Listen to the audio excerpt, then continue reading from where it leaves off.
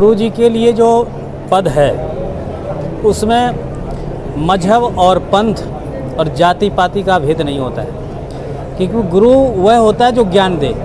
उससे मजहब और पंथ से कोई मतलब नहीं है। गुरु जिससे ज्ञान मिल जाए वो हमारा गुरु। दत्तात्रेय ने 24 गुरु बनाए थे, क्योंकि उनको जिससे जो ज्ञान मिलता गया और वो उनको गुरु बनाते गए।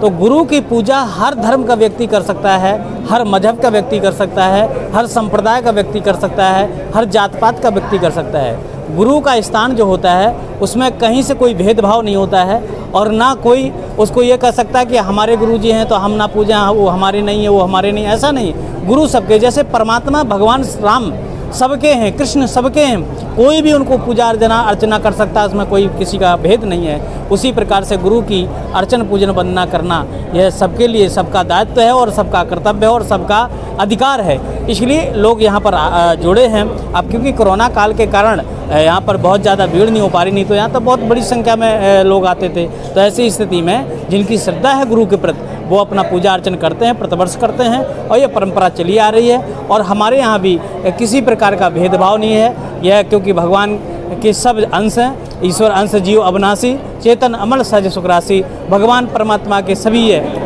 अंश हैं, हम जीव मात्र उनके ही अंश हैं। इसलिए ठाकुर जी की कृपा, यहाँ पर ठाकुर जी का दरबार है, यहाँ आने के लिए सबको दरबार खुला रहता है। जो भी भगवान कहते हैं, जो सभी आवास शरणाई और रखियों ताह प्राण की नाई। जो भगवान के शरणागत आ जाता है, भगवान कहते हैं उसको हम प्राण के तरीके से रखते हैं। इसलिए यहाँ सबके लिए दरबार खुला है। जो भी भगवान के शरणागत आता है, जो गुरु के दरबार में आता पूजा करता है, उसके लिए सबका सम्मान है।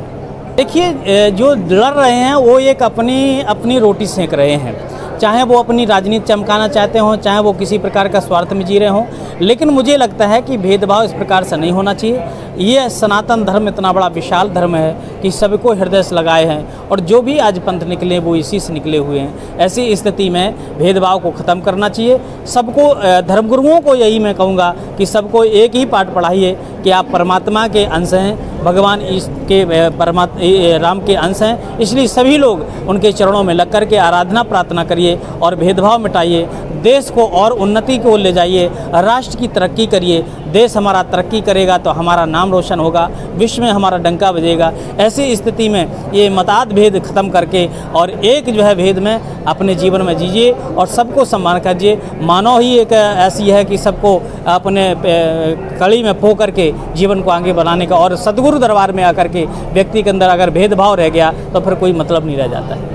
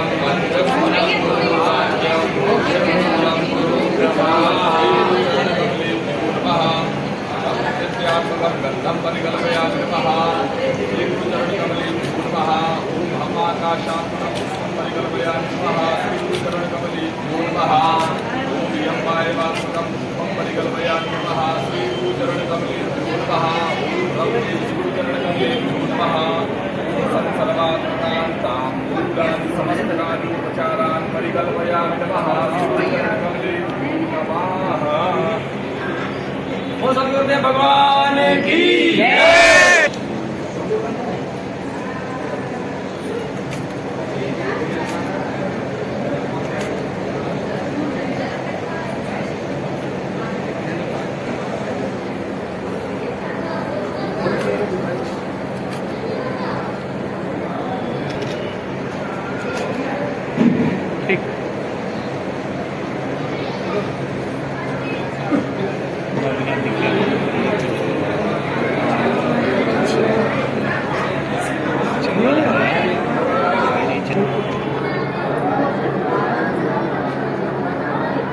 हाँ, एक बजे से उस पर हाथ लगा दीजिए। इधर आइए, थोड़ा जगह मिल जाएगा। और थोड़ा पीछे हो जाएगा, थोड़ा छोटू।